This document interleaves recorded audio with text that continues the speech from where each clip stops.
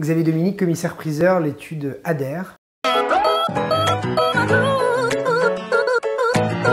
J'ai un Master 2 en droit et fiscalité du marché de l'art et une licence d'histoire de l'art.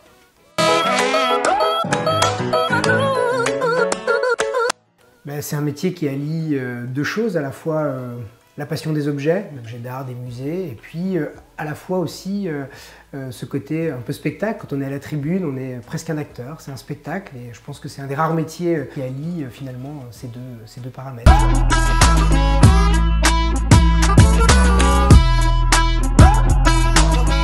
À l'époque, c'était l'une des rares prépas très complètes qui était organisée, et elle m'offrait aussi la possibilité, en ayant simplement une licence d'histoire de l'art, voilà, d'avoir une remise à niveau et de pouvoir rebalayer une nouvelle fois toute l'histoire de l'art entre le 15e et aujourd'hui. C'était pour moi important d'avoir un cadre avec également une possibilité de pouvoir préparer vraiment concrètement l'examen, ce qu'on allait nous demander. Comme beaucoup d'examens juridiques, sont des examens qui sont difficiles, où il y a très peu d'élus, et donc effectivement la prépa nous permet d'arriver le jour J, d'être préparé à ça, parce que c'est un exercice particulier, c'est 2 examens de 4 heures, très limités en temps, et il faut bien évidemment être vraiment préparé à l'exercice. Et ça ne fait pas de nous forcément ni le meilleur ni le moins bon professionnel, mais par contre ça nous prépare à un examen qui est aujourd'hui très compliqué à obtenir.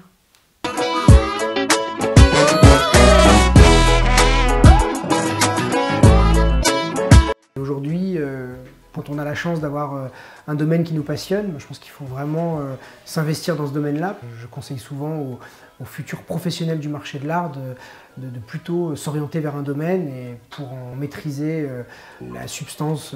Et je pense que l'expert spécialisé, lui, a un vrai avenir. Parce que comme beaucoup de métiers, et notamment beaucoup de métiers du droit, les avocats sont de plus en plus spécialisés, les notaires sont de plus en plus spécialisés, et le commissaire-priseur et l'expert devra se spécialiser.